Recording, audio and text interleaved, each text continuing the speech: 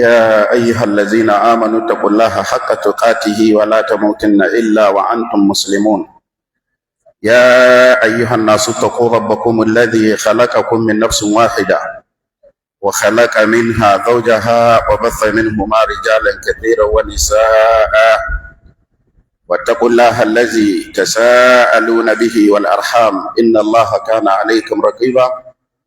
يا أيها الذين آمنوا اتقوا الله وقولوا قولا سديدا يصلح لكم أعمالكم ويغفر لكم ذنوبكم ومن يطع الله ورسوله فقد فاز فوزا عظيما. ثم أما بعد فيا أيها السلام عليكم ورحمة الله وبركاته. Yabo da godiya sun tabbata da Allah mahaliccin halittu, abun bauta na gaskiya, wanda ya turo mana jakadansa annabi mu manzon tsira annabi Muhammad sallallahu alaihi wasallam da addini na gaskiya dan ya rinjayar da shi akan kowane addini ko da kafirai da mushrikai ba sa so. Muna sake nana ta godiyar mu ga Allah mabuwayi bisa ga ni'imominsa da ya mana waɗanda ba sa kididduguwa. Wasu cikin ni'imomin mun san su, wasu ma ba mu san su ba, sai dai shi Allah ya san yayi mana su. Manya-manyan ni'imomi na gaba-gaba da ba sa mantuwa su ne ni'imar halitta da ta addini, wato halitta mu a matsayin mutane da Allah maɗaukakin sarki yayi a cikin halittunsa. Allah muna maka godiya da wannan babban ni'ima da take wa kowace ni'ima jagora, ita ce ni'imar musulunci. Allah mun gode maka da kai mu musulmi, muna roƙonka ya Allah ka ci gaba da raya mu a matsayin cikakkun musulmi ahli sunna. Ya Allah in zaka kashe mu ka kashe mu a matsayin cikakkun musulmi ahli sunna. Ya Allah in zaka tada mu ka tada mu a matsayin cikakkun musulmi ahli sunna, tare da jagoran ahli sunna annabi Muhammad sallallahu alaihi wasallam. Yan uwa masu albarka na wannan babban birni na Kaduna, a wannan babbar jami'a ta babanmu, kakanmu, malaminmu, shehin malami da sautin shi ya ɗaga ya karaɗe duniya inda duk ake jin Hausa, kai da ma inda ba a ji, wajen kira zuwa ga kaɗaita Allah mai girma da ɗaukaka da bauta bisa karantarwa annabi Muhammad sallallahu ta'ala alaihi wasallam, baban ahli sunna a wannan ƙasa da wannan yanki na Garba Ifriqiya. Shehin malami, in aka ce sheikh a wannan zamani aka yi shiru, ba kowa ake nufi ba, ana nufin marigayi a sheikh Abubakar Mahmud Gumi, Allah ta'ala ya ji kansa, wanda shine ya ainihin wato samar da wannan jami'a. Ga ta nan tana ta karantar da aqida, tana karantar da addinin musulunci gwargwadon hali, abubuwa suna ta tafiya. Allah ka ƙara wannan jami'a albarka, Allah ka ƙara wa malam rahama, Allah maɗaukakin sarki ka kashe mu akan wannan tafarki. Yan uwa, kamar yadda ɗan uwa malam Nasiru Yusuf Khidir, shugaban majalisar malamai na Kaduna ta Arewa, ɗaya daga cikin matasan malamanmu masu wa'azi a mataki na ƙasa, ɗan kwamitin da'awa, ya faɗi abubuwa da suka shigo da mu Kaduna ƙarƙashin wannan ƙungiya mai albarka ta Jama'atu Izalatul Bid'a wa Iqamatus Sunnah. Shine akwai meeting na shugabannin jihohi da National Exco da shugaba na ƙungiyar ya kira, Fadilatu Sheikh Dr. Imam Abdullahi Balalau. Sannan akwai ɗaurin auren 'ya'yanmu da za a yi gobe insha Allahu ta'ala, wato ɗan gidan shugaban majalisar malamai na ƙasa, Fadilatu Sheikh Dr. Ibrahim Jalo Jalingo, wanda zai auri diyar shehin malami Fadilatu Sheikh Yusuf Muhammad Sambo Rigacikun, mataimakin shugaban majalisar malamai na ƙasa na wannan ƙungiya mai albarka. Wannan makasudi shi yasa tunda malamai sun shigo daga ko'ina a sassan ƙasa, muka ce ba inda za mu taho mu tattara mu tunasar da kawunanmu abinda aka saba sai a wannan babbar jami'a mai albarka, wato masallacin Sultan Bello, jami'ar Sheikh Abubakar Mahmud Gumi. Kuma alhamdulillah malamai sun wo ambaliya ga sunan, yanzu haka an haɗo ni da wasu daktoci ga su nan 'yan Madina, ga kuma wasu manya-manyan gingiman malamai su ma sun taho mun haɗu da su yanzu haka insha Allahu ta'ala za mu ci gaba da karatu. Muna tare da shehin malami Dr. Ibrahim Idris Zakariya, sakataren kwamitin ayyuka na wannan kungiya mai albarka. Muna tare da shehin malami Dr. Umar Dokaje, shi ma muna tare da shi. Muna tare da shehin malami Dr. Aliyu Rashid Makarfi. Dukkan su ga sunan sun riga sun iso, waɗannan muna tare da su yanzu haka. Bari na yi amfani da wannan dama mu fara kiran sakataren working committee na ƙungiyar na ƙasa ya zo a yi abin da aka saba, don wa'azin taɓa ka lashe ne. Amma dai ba ka lashe ba, ni da ka taɓa zan lashe kuma in tsaye da kai insha Allahu ta'ala. Wato mintoci ne da ba za su wuce kila 5 ko ɗan abin da ya sama in an samu farari ba. Allah maɗaukakin sarki nake roƙo ya taimaki waɗannan maluma namu ya masu jagora, saboda lokacin kaɗan ne kuma sannan maluman namu suna nan da yawa.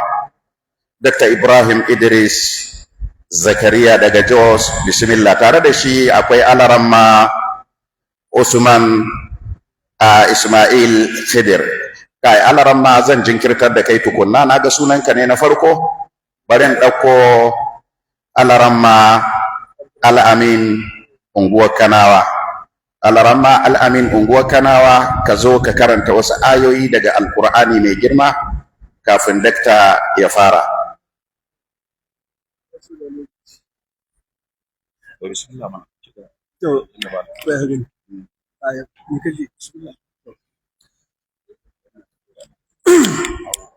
أعوذ بالله من الشيطان الرجيم. بسم الله الرحمن الرحيم.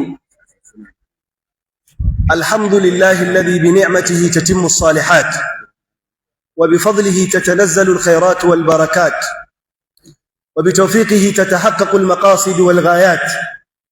ثم الصلاة والسلام على سيدنا محمد وعلى آله وصحبه ومن سلك سبيله وانتهج بمنهجه إلى يوم الدين. أما بعد، dukkan godiya sun tabbata ga Allah madaukakin sarki mai kowa mai komai, wadda ya kaddara mana zuwa wannan jami'a mai albarka, jami'ar mu ta gado, jami'ar mu ta musulunci, jami'ar mu ta sunna. Babu shakka ina matukar farin ciki kawai cewa da aka yi in zauna a nan. Idan zaunawa kawai ne na tashi, wallahi alhamdulillah. Kun san dalili? Wannan shine zamana na biyu a nan. Akwai ranar da ya kusan shekara 10 limamin wannan masallaci ya ce na yi nasiha tsakanin magariba da isha. Yau sai gashi na biyu. Wai fa ina zaune ne a inda Sheikh Abubakar Mahmud Gufe ya zauna. Kai, wannan abin farin ciki ne. Abin farin ciki ne a wurinmu. Ka wayi gari kana da awar sunna inda Sheikh Abubakar Mahmud Gufe ya zauna, ka zo ka zauna ko mukaddima za ka yi aure. Saboda haka ku taya ni farin ciki. Amma abin da nake so na yi magana, saboda babu lokaci, jan hankali ne ga 'yan uwa wanda Allah ya taimake su da ilimi na sunna, to su ƙara nutsuwa, su ƙara kwantar da hankalinsu, musamman matasa ƙannanmu da wasu daga cikin abokanmu da suka fara da'awa.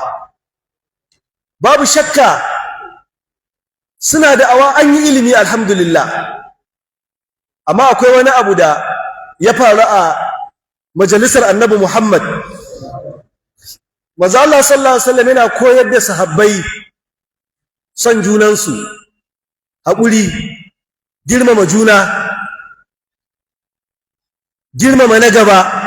Wannan kai manzo Allah sallallahu alaihi wasallam hatta a wurin cin abinci ko shan ruwa, in an kawo ƙwaryar shan ruwa sai ya ringa cewa kabbir kabbir kabbir.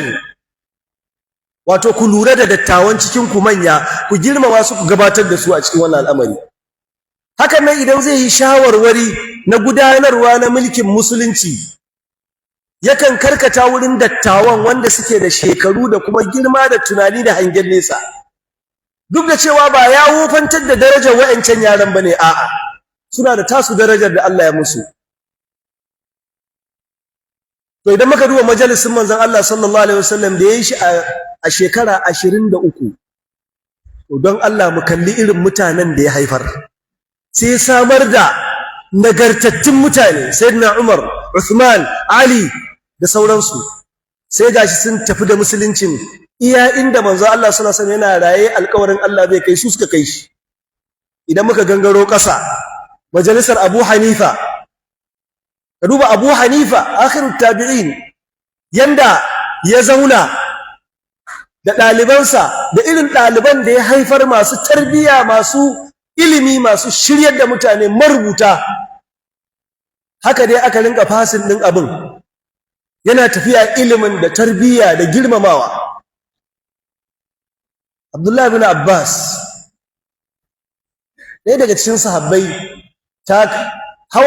hawa dokinsa ya yi maza ya kwashe takalmin shi, ya riƙe dokin ya ce, ya kai haka? Ya ce, haka aka umarce mu yi wa malamanmu.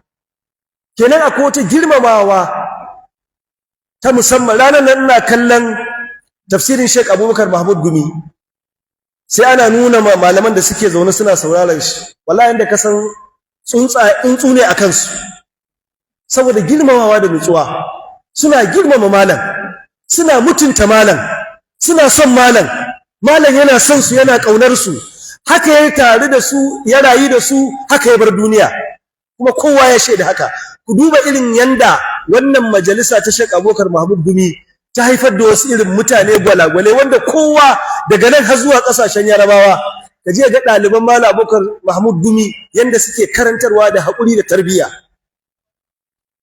Hakan nan dai Sheikh Ismail Idris, Allah gafarta mishi, ku duba irin majalisinsa na girmamawa, na tarbiyya, na girmama na gaba.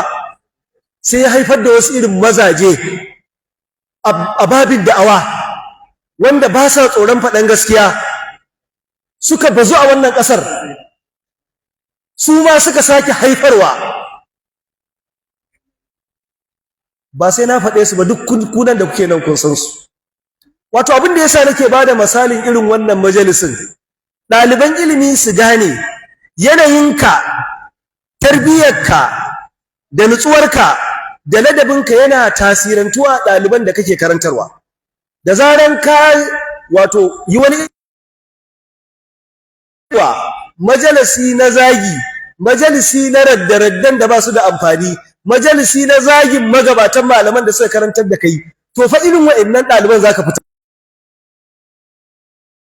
Muhammad, jama'a, lokaci na bai da yawa, amma ina so in ba ku wani misali na wani majalisi mai daraja, majalisi mai albarka da Allah ya samar mana da shi a wannan ƙasa. Shine majalisin Sheikh Jafar Mahmud da shi da Imamu Ahlus Sunna wal Jama'a Sheikh Abdul Wahhab.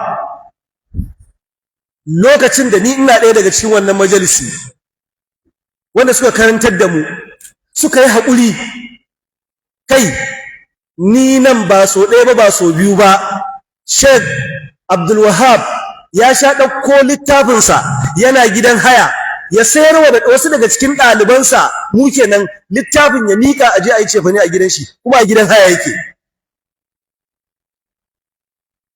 To wannan majalisi, saboda haƙurin da suka yi da ladabi da tarbiyya, ku duba irin ɗaliban da ya haifar. Sheikh Abdullah Gadan Kaya, Dr. Ibrahim Rijiyar Lemo, Sheikh Rabi'u Umar, Sheikh Abdulkadir Ismail, gani ƙaramin cikinsu. Ire-iren yanzu duk wanda ya je wannan majalisin na Sheikh Jafar ya zama tauraro a inda yake yana karantarwa. Allah ya saka musu da alheri. A wannan lokaci, a dukkan ɗaliban nan ba mu da abin da za mu ba su wallahi. A gidan Malam Abdul Wahab za a dafa abinci, a kawo abincin, mu sa hannu mu cinye masa abincin, mu tashi mu tafi. A lokacin masu arziki a cikin mu mutum uku ne, wanda suke da keken hawa.